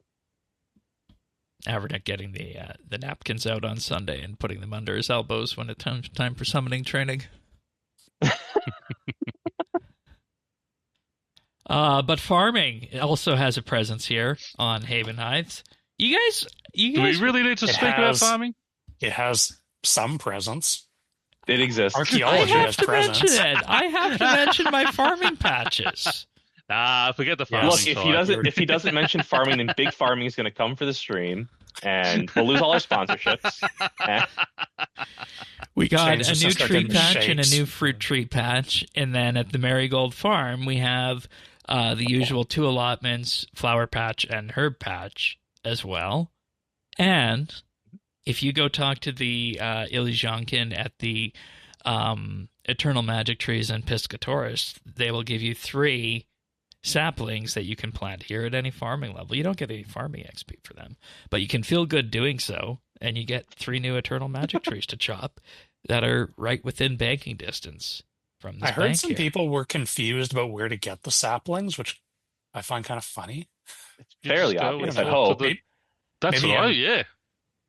I don't know. I think it's some good world building that Ilijanka just created the trees with their bioengineering, and now we're spreading it throughout the world for them. It's cool. Yeah. That's really all I wanted to mention about farming, but I mean, if you want to mention, the other bits and bobs here in terms of resource gathering, I mean, there's mining the 2 spots, there's archaeology spots, there's mining up to fossilized level bone 70 and leather scraps. There's platinum. Yeah, I guess it's cows and sheep to kill. Tons of sheep to kill. Platinum in the cave from the quest. Phasmatite, Necrite. They've scattered the 110 resources around here a bit, which is kind of cool. That they're all a little more centralized in this area. It's good. Every type of tree around if you look hard enough, except elder. Yeah, that's fine. Which is nice. Oak trees finally for training. Finally felt tall like oak trees should, tall and majestic like that. Oh, the trees look magnificent. Yeah. We didn't mention the creeping ivy, but that's there. Creeping ivy. Oh, yeah. I mean, creeping ivy. Low level ivy. It doesn't do anything. It's a level 30-ish woodcutting training method here all across the land. Yeah, it's ivy but low level. You know what ivy is. Again, practice. That's for low level training, which is what this whole area sort of is. So and then you got the toilet somewhere up here. The outhouse. Yes, saw the outhouse. Yeah. Is this RuneScape's first documented toilet? No, it's not the first. I think it's the first that we've seen in game. Imagine adding that beacon to your beacon run for the King Rolled. Oh God. Luckily, the beacon is used one-off. Not. I did see that and think that though. Did they really? Because at that point, and maybe we should mention that it has a little bit of all of the overworld activities like shooting stars. Yep. I ran into a shooting star myself. Evil Tree. It's got a penguin spawn. There was a penguin spawn this week. 2 clue steps. Okay. I am surprised that they got away with adding clue steps here. An easy and a medium. On the one hand, I agree. It changes the meta. Yeah, it changes things. Anything that touches clues is tricky because people just love clues. Clues. Oh this yeah, point of course. Life, not at this point. The past 10 years have been speedrunning. That is the speedrunning. And if you screw that up, you're a bad person. That's why adding anything to it changes the speedrun. The clue community has basically turned clues into a DDR. Right now, there's just 2 clues. Apparently, there's data mined that there is a scan clue in the wings that they could implement, but currently you can't get it. I think, Shane, on the one hand, I agree with you. I'm also surprised, but on the other hand, it wouldn't feel like part of the game if it didn't have clue steps. Yeah, exactly. That's what I. Yeah. It wouldn't feel like part Uncharted of the world. Isles get a bloody clue. Yeah. Yeah, found bastards. And like that's the big deal here, folks, is that when you look at Havenhythe, it's the full package. And that was the thing that I was concerned about would not be included in this update. I was concerned that we'd get the 110 hunter stuff, the combat stuff, and the creeping ivy and a few of the other things. And then everything else would be kind of like barren and then everything not examinable and but can't do any other feels skills. Full. It feels alive, which is important. There's lots of achievements and so big and spaced out, stuff. which is good. And we'll talk about the achievements next week. Yep. On that and what that has done. But I mean, overall, like the vibes and whatnot of this place, I am going to have no problem coming up with thumbnails for the episodes this week and next week, which is absolutely wonderful for this. So, people might say there's no endgame content here and there's nothing for the people who are fully leveled and whatnot, aside from getting 110 hunter and completing the various logs. But I think that the project case was to provide a new RuneScape expansion centered around the early game experience, and I think they did that. It checks all those boxes, and they've hit it out of the park so far here. That's my general prescription on what we had. Prescription? Persuasion? I don't know. Description? Perception. There you go. Thank you. Does anybody else have any parting words before we move on? I was just saying, I just love how open and spread out it is. I am hoping we get sort of a few easier ways, like an extension to the canoe traveling and such. Yeah. But there are a few extra little already built spots where maybe we could land canoes, but. Yeah, I'd love to see sort of an expansion of that, and I love it that it's not just teleport around here and there. Jump on a canoe. Maybe later on we get a donkey ride or something.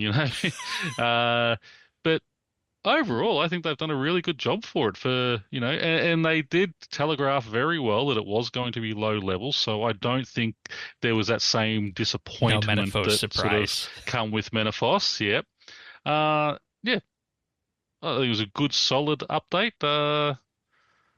We'll talk the quest next week. Just fun little quests and things. It's it's a good all-round area. Mm-hmm. So, Don Zavernick, anything? I'm keen for more. Yes. Yeah. Part 2. Because I do feel like I'm done with it. Like I'm still trying to get like the boss pets for those logs. Yeah. And yes, I have to go for the Slayer log too, probably. But otherwise, I feel pretty done. And you were so it didn't last anticipating that's very how long. it would be. Yeah, but yeah, unfortunately. This is an update that isn't really for us. It's here to set stuff up for. I mean, it's here for lower level players, and it's here to set stuff up for us to come later. I loved what I played. It's just I played it now. Yeah. Now there's not a lot of reason to come back for us. And that's why okay. I mean, I love it enough that I'm sticking around to do like the ridiculous boss pet grinds. Good reason to make a new account. Yeah, I don't know. That's your game. If I'm ready to commit to that. Yeah, that's your bag. Okay. Following from Havenhythe, this summer, or they were supposed to be this summer, but they changed it to later this year. The player-owned house rework and 120 construction. Does anybody else feel like they're being hyper ambitious with this update? Yes, that was my first if I thought. can pull it off, I'm going to love it. First, second, and third thought. Are we going to talk specific here? I have some other overarching thoughts. No, yeah, let's just do overarching because you look at it and it's like, is this our game? When would they ever pull something like this off? Yeah, that's true. I think that maybe my thought was going to go in a different direction. Nothing about this blog talks about training construction. And this is a 120 construction update. So I'm sure that the reason that they've bundled them is they know that if they make just a structural change to POH, there might not be a lot of engagement. Cough, cough, mining and smithing rework. Yeah. So they're adding the 120 construction to get more engagement. But nothing about this design screams training construction to me. This design screams a lot of functionality and customization, which is really cool. And it's in its own path, but nothing about it is training. Is that the training is going to basically be the flat pack system reimagined, but with the lessons from like 110 crafting? Well, my thinking. I don't think it'll go that far. My thinking was that the training was going to be like the fort, because one of the things in this update is you build furniture once, and then you have that forever. So my suspicion is that the training is going to be you build the furniture once, you place the furniture, and then the train you just reinforce that piece of furniture over. I read that as like the furniture's like tradable. You make it like flat, basically it's just flat. You make flat packs, but now it's not called flat packs; it's just called the furniture piece. No, I read it as like once you build like a demonic throne, and now that's a thing that you can just put in your house UI interface. Yes, okay. You've unlocked that in your customization. That wouldn't be so bad. Yes, you have to do the reinforcing. Well, yeah, like it wouldn't be so bad. It would remove sort of one of the kind of annoying things about nothing about POH construction training currently is, I think, worth saving. Not really, but I mean, it would remove some of the weird things about the player-owned house, but it does make training kind of awkward and kind of, because as weird as POH training currently is, leave aside flat packs, like constantly building and then destroying your prawn broker is weird. Like, I think there's a Presley comic about how just absolutely insane behavior that is from an in-universe perspective. I might be a bit of a different person in that I think that the best form of construction training we have was realized with the fort. That's an interesting take. I like the fort stuff a lot. Not necessarily just because it's like good XP, but just because it's not. Ugh. No. I like the fort. The thing that's always bugged me about construction training, or like the POH construction training is weird, but it gets away from this problem. The thing that bugs me about the fort construction as a training method is it's really narratively, it doesn't make any sense. Sure. Because you're just repeating building the same building over and over again same material. with no difference. Like there's no point to it. Right. You don't get anything. in the POH, like, yeah, you're constantly rebuilding the same items, but you're also destroying them first. So, like, narratively, that makes sense. Mm-hmm. So I don't know. Anyway, we got very far away from the point no, of this that's blog fine. immediately. As a training method, I don't get it. And the thing is that I don't think anybody knows what to expect from this update, aside from the fact that you build a demonic throne once and you'll be able to access it in perpetuity and put it wherever you want, be able to move rooms and have a complete design overview of whatever room that might be. And this was the other thing I thought that was big that was in this blog, is that existing POH designs that you have will just go away. Everybody will need to rebuild their POH. Which is a little bit saddening, because I think I've had mine since 2009. I don't think there's any way they build. Yeah, there's no other way they could have done again. They get this statue again for a third time. Well, I think anything analogous unlocks already. Yeah, anything that you already have that they're going to keep, you will get to keep. So they mentioned the demonic throne. I imagine they'll probably let you keep the statue of Gamorok. They have to, Yeah, no, when I built my house, I wanted to move the study. So I just clicked destroy statue, and then I had to actually rebuild it again. I actually built it twice. And see, that's the thing. I can't move my main rooms because I have a KQ head in there. Okay. So what's wrong? What's hard about that? Just go to Cal. Do you lose it? I don't want to go fight. I mean, I don't blame you, but it's not hard. It's not hard, especially not with necromancy. I was going to say, Necro, you don't even need to swap armors. You just sit there and camp it. Yeah. You don't even need to change your kit. And like, I feel like we need more information on this, but this is just like, we're promising you the moon. We're going to go to the moon later this year, and here's what you're going to get. It's an early blog. So yeah, it is very early. One thing they do want to hear from us on is exactly what the items, or rather what the rooms we want are. What do you want to do? They said that you could maybe have a portal nexus inspired by old school's portal nexus, the artifact storage unit. They say could help archaeologists better organize themselves during excavations, and maybe even a potion cauldron, which could store your potions and allow you to drink directly from the cauldron, and you might be able to access extended durations and other benefits. This was another section where I was like, okay, they're throwing some things against the wall. The portal nexus is questionable. Like, what do you really get out of it that you don't get from just using our bajillion and one teleports currently? Especially, this is going to be a theme: Wars Retreat, artifact storage. It's integrating a requested QL in an awkward way where I think I'm questioning why I would want it in my POH, especially because they're not going to put a restoration bench in here.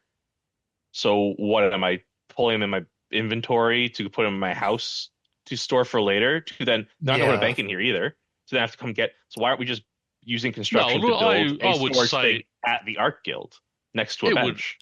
It would work same as your wardrobes and things. It'll just have an icon in the bottom of your bank that you open up and pull them out from there, I would say. So then, okay, to build in the house, why? Yeah, exactly. Because then now you have the situation we currently have, which is the POH isn't a place you go. And it's that's a thing you the other thing. Provide buffs elsewhere. That's one thing they want to fix. Yes, that is absolutely one problem. And then here's the inverse problem with the potion cauldron one. You build that. Okay, now you have to go to your house to turn the potion cauldron, to then go to wars to turn your other things, to then go to the boss. You're adding, and you're not taking wars out of it. The sense that I'm getting from this is that they want this to be an alternate to wars, specifically in that they want this to be something you transit through before going to whatever you might be doing. Then you have to add an adrenaline crystal. You have to add the reset crystal. You have to add everything. You have to add combat dummies. They should write here in the blog then say, and we'll add everything that's in wars. Yeah. And that would be an immediate sell for a lot of people. But then you question... better than wars. And this was going to be our third monthly bid idea. It would have to be everything wars. That we were going for, was the shared community spaces. And in particular, like, does it make sense to decommission Wars Retreat and funnel people towards, like, the RSBANDB house, which one of us would run, where we could all just go through, or the Havenhythe house, right? That'd be a bold decision. I think that they've currently been getting a lot of pushback recently for making a lot of bold decisions in a row. I wouldn't be opposed to them doing that. I think that's an interesting way to take it, to replace wars with the POH. But you're taking away then. You are. Granted, you're giving it back immediately, which can't be said for all of some recent updates. But you're putting the high requirements on, where with a sect of the community who is usually a little pushbacky against putting skilling or quest requirements on doing their bosses. I actually do think I don't like the idea of replacing wars with the POH, and I'm going to tell you why. Because there's one of two ways it can go. One way is sort of like what we currently have with construction, which is it is easy to make a POH that has all of the stuff in it that you want for wars. Mm-hmm. The net result of that is going to be all of the people, instead of congregating in a shared social space. Sure. Why would I go to the RSBANDB house if I can go to my house? The other way it can go is making it is a massive pain in the ass. And you can do that, but I don't think players will like it. And it kind of goes, in many ways, I think it goes against RuneScape's design philosophy of you should be able to have everything. Eventually, you should be able to have everything. It may not be today, it may not be tomorrow, but you should be able to have everything. You shouldn't be forced to make that trade-off. Do you guys remember the parity plus rule with Group Iron Man in leagues? Oh, yeah. It was, we're going to do it old school, but better. Yeah. That's what this feels like. Well, but it feels like that's what they're aiming for. Version. Well, we can't do the old school version because the old school version we already have. We already have all the stuff that old school offers. No, they have more than us in their POH. Yeah. In their POH, but we have the same functionality. But the functionalities in Wars. Right. Plus. Yeah, okay. Already. Yeah, in other areas. We don't need a Portal Nexus because we have Wars. We have and we need to know, what does this construction content mean for our existing community spaces like Wars and whatnot? Mm-hmm. And, is this going to be a replacement for Wars, or is it going to be side by side, or what exactly is the deal here? Or try to fill in a lot of really weird random gaps that we're just plugging holes now, that removing friction, that maybe it's a little scattered. I think that okay. Go ahead. No, go ahead. I was going to say, back to an overarching thought about the whole blog, the easiest win here is all of the customization stuff. Showing off your things. You can do high material costs for cool things. So and I think that's something that a lot of the community is excited about. Yes. Remember we did the construction monthly bit, and this is exactly what we said the POH should be. It should be like showing off your own achievements and successes. That they do the old school thing and they add a drop to every boss of a jar that lets you show off you got the drop. Redo all your logs. There's content. That is definitely content. That's what old school does. I would not be happy. Every boss has a little display case. Yeah, it's something they could do if they want to make achievements something they're showing off here. And for many reasons, I feel like we're discussing what we want for Christmas when it's August. Yeah. And because of that, we need to wait for Black Friday to know exactly what we're going to be getting. Right. With this update, if that makes sense for the analogy. Yeah, it does. I mean, there's a lot of, it seems like the only thing they've really nailed down is the customization options. And which is that's fine. The easy part. Yeah. Well, it's the easy part to nail down. But it's the easy to, say, like, we're doing that and everyone's going to be very excited and there's no design challenge there. Like on paper design. It's very technically hard, but on paper it's very easy. But the design challenge is all this functional stuff and training stuff. Yeah. And not a lot of that's... And how you do that without turning the POH into your own little personal instance where no one else ever goes.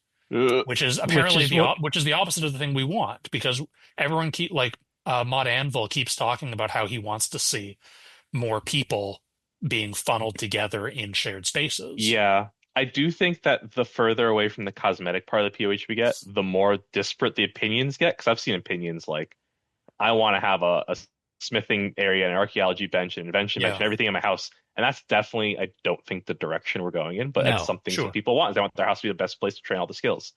I'm going to end this. Or the ones that want to play wars. I don't know. I'm going to end this segment with a scary thought. You guys ready for this? Everyone sit it down? Right. We're sitting down. All seated. Braced. What if this construction update is the vessel to sell things for real world money and show off? Whatever. Fine. I think you'll break the community. I mean, care, but don't a ton of MMOs already do that? I know. In player housing. I mean, what if you could just have does that? Like a glowing rug for when you walk into your POH? $5 one color, $20 another color, $50 another color, $100 another color, $1,000 another color. The guy in charge of monetization that they beat up and threw a closet a couple months ago, just his ears just perked up. He's like, "We can put furniture items in the store, the cash store." You mean mod microtransactions? Yes, you just necromancied him. Good job, Shane. It's your fault now. It's not my idea, and I don't think they should do that. I'm just saying it's an option. It's not your idea. It's the idea of the market. Every other MMO does it pretty much. Precisely. I mean, I don't see a problem with it. Frankly. I don't see a problem. That'd be a good thing actually to have in the shop. I would. It's in their instance. I don't care. I can't see it. Yeah, I don't really personally. I don't really care about the customization options. Like reading a lot of this, like it's technically interesting, but I don't really care. So yeah, if you want to spend $1,000 to deck out your house in neon, eye-watering rugs, yeah, go for it. More all right, Zerdones, you say you don't care about the customization option. Does this update speak to you at all? No, not really. Okay, like that's fair. I would say I'm probably in a similar boat. I'd prefer to see more overworld construction stuff, but this is clearly something that a lot of people want. That's exactly what I was thinking. Like my other conspiracy theory is that they want to do this to lure over more OS people. Yeah, that's very plausible, and I think that's probably why Portal Nexus is listed here. Yeah. So a lot of people are excited for it. Like you can't discount it. I mean, I can't it's discount not the form of construction that I like. POH is 20 years old as of this May. Yeah, we didn't learn anything. People, I don't think people are excited by this. Well, I'm sure there are some people who are excited by the customization stuff because that's a whole player type. They can have their little pen to play in. That's fine. Functionally, I don't think anyone's excited about what's being promised. Or sorry, I don't think anyone's excited about what they're getting. I think they're excited about what they could be getting, and that's a very dangerous path. Yeah. You want to know what's kind of crazy? I think that we did touch this week on something that could be like part of construction's identity. But right now, this blog's very much saying the identity of construction is you build your house. Yep, sure. I don't know if I like that direction. But this week, we touched on something that also Old School has capitalized on a lot recently. And I think I've banged on this drum a couple times in the show, is that we use construction to build little skilling stations or transport things around the world. And those are the unlocks. You get to build little amenities, little QOLs. As you level construction, you make your canoes. Because we did that with the fish farm and the canoes this week. Yes. Yep. Okay. Or you could build an extra bank chest where it might be a little more convenient next to the summoning thing at a certain construction level. That doesn't cover construction training, but that does cover construction reward. Yeah, it gives you a reason to do it. OSRS does that all the time. Their Fossil Island covered in like the ability to build little deposit boxes and all that, and all the sailing islands now too. I think that could be something we could lean into more. I'm glad we did it with Havenhythe, but I think that in Havenhythe it was more the exception and the fun one-off rather than a philosophy or overarching design decision. Yeah, that was my thinking. Like I was reading this bullet point about potion cauldrons in your house, and like the thing that you said about, okay, so now my bossing flow is I go to wars, I gear up, I teleport to my house, I drink my potion, I teleport back to wars, I go through the portal. That's a faff. My thought is let's put a potion hotspot in the middle of wars. I can just build my potion cauldron there. Make me stock it. Like it's not going to be an infinite. I need to put potion in it. But that makes way more sense to me. And this is let's the go thing to some that of the this little hunter blog areas. seems to be short-circuiting. It's assuming everything needs to be the POH. Right, exactly. Like that's my controversial hot take is maybe construction doesn't need the POH. And the thing is, we don't know what their idea is for War's Retreat if War's Retreat remains with these construction updates, because they didn't say. If we knew the answer to that question and some of the other things we touched on here, we'd be in a far better place to know what this POH update is going to give and what we can ask from it. There's no way they'll remove War's Retreat. The community backlash would be... They could if it's all in a POH. I think that you it say would that, but... be more backlash than anything else we've seen in the past couple months. I can't think of a single thing that they removed or said they're going to remove in the past couple months that would receive. Auras maybe came close, and some of the dailies maybe came close. But I think Wars would be more. Yeah. Let us know in the comments. We need to know. Maybe I always said Wars was way too powerful for what it is. Do you guys remember the genesis of War's Retreat? It should never have been released, but, you know. The Max Guild portal, right? Like, they just wanted to find a replacement for the Max Guild portal. They wanted replacements for the Max Guild portals. It was a game jam project, and they had a gap of a month and a half in early 2020 without content, but because archaeology got delayed. Yeah. Voila, War's Retreat. So... All right. Well, that was an interesting discussion. That was an interesting conversation. I don't know if I thought that's the way it was going to go. No, I'm glad it was. No. And, you know, you're not going to find that kind of conversation anywhere on the internet or on radio or satellite radio or whatever people listen to in this day and age. People still listen to satellite radio? You have no idea. My parents do. My parents prefer... Sorry, this is going to be a tangent. My parents prefer Spotify with ads because they like the commercials. Like, you could pick your own music. Like, that's too many things to think about. They like the radio stations and the commercials. Like, you're old. You have no idea. Sorry, you've been saying you're not old for a while, but sorry, Mom and Dad. No, that's one reason I like streaming. I don't watch free-to-air TV anymore because I hate commercials. I pay the extra on Prime so I don't have to have those commercials. My point is that you're not going to find as thorough and as wholesome of a discussion on anything, let alone RuneScape, on satellite radio. And that's why you should be listening to this show. And that's why you should be paying this show by joining the Patreon so we can keep doing it.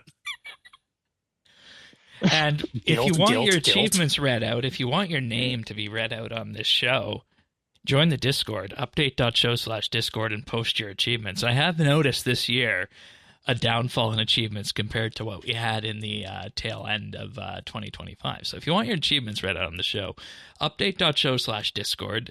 This week we have 2 high-score achievements. Black Mexican got 120 construction on the 25th, and Iron VSS got 99 cooking on the 20th. In terms of other achievements, just yesterday on March 25th, Juan Peru got the whole hog achievement, which is the Silverquil log, which was completed with the Needlequill pet, and the deboned achievement from Ivar that completed that log with the Iverson pet. And then Lemon just did a whole collection of clue openings that resulted in, dyes and items up the wazoo. So I'll just post the post the image here. Yeah, for, 1 backstab cake, 2 effigy sacks, 1 third age robe, 3rd age vambraces, 3rd age druidic staff, 5 barrows dies, 4 shadow dies, 3 ice dies, and a partridge in a pear tree. And I think this was like thousands of clues, wasn't it? I think it was 10,000. It was 5,000 hards and 5,000 elites. Wow. Christ. I don't know if this included any of the masters she would have inevitably gotten from that. And I promise you, she didn't take Clue Connoisseur. I saw this screenshot and I had flashbacks to leagues. Yeah. And it made me realize that next league I'm going to do everything I can to avoid clues, even with the relic. Since we Alrighty. I also can report that the fine folks over at Jagex have gifted us with a Dragonwilds key because on March 31st, Dragonwilds is having its next content drop.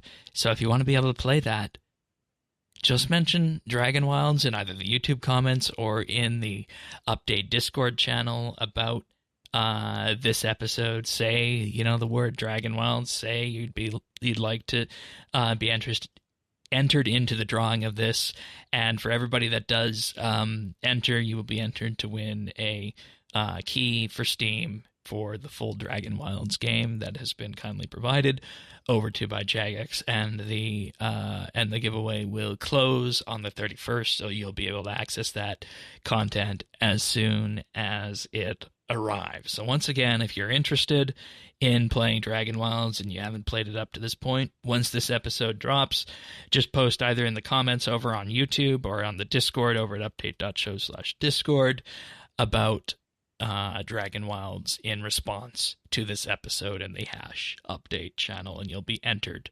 into a giveaway to win a key for Dragonwilds. So we'll be talking about that. We'll be talking about quests next week. But Pern, you also have a pick this week. What do you got?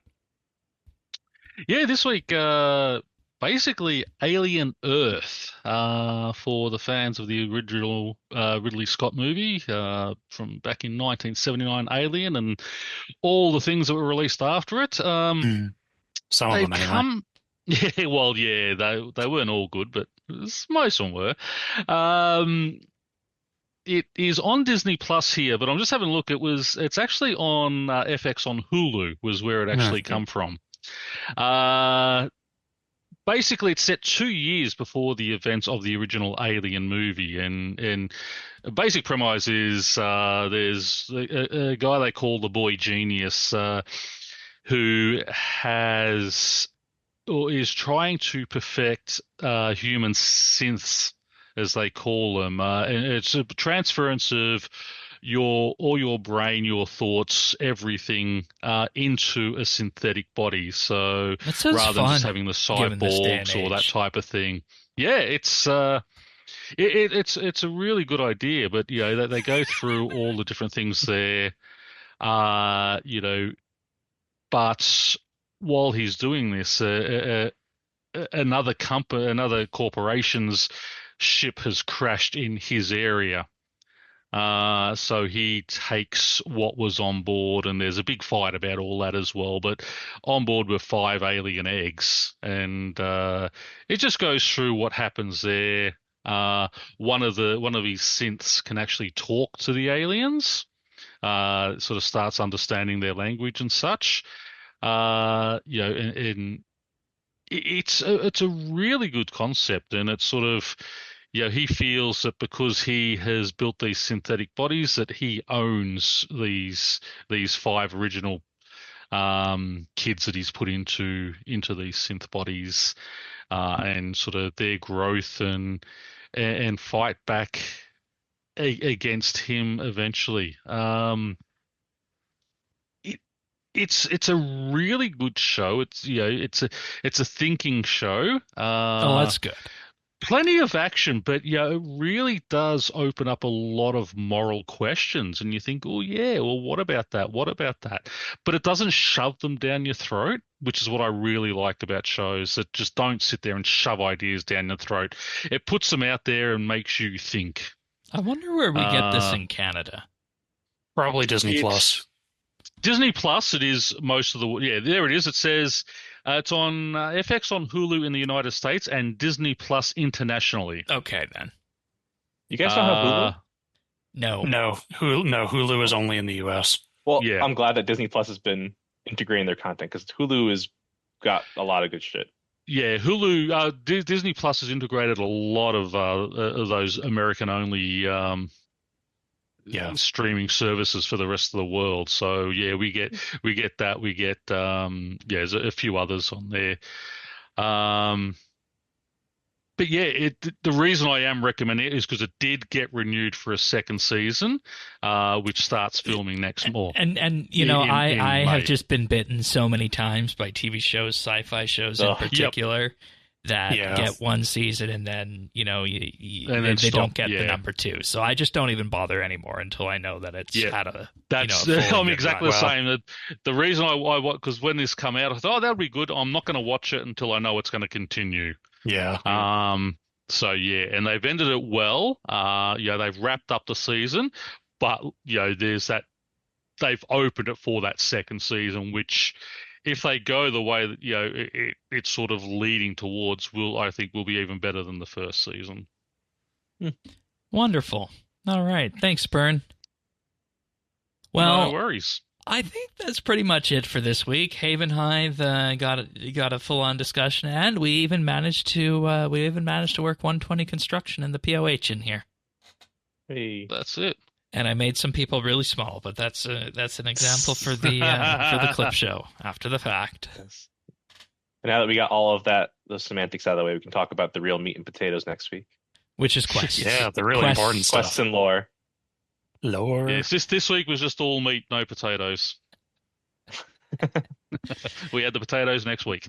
If you want to be here for when that arrives, update.show/subscribe. We're on all the major podcast listening services out there. Apple Podcasts, Pocket Casts, Spotify, and more. And, of course, YouTube as well, youtube.com/RSBANDB. Do give us a like and subscribe there.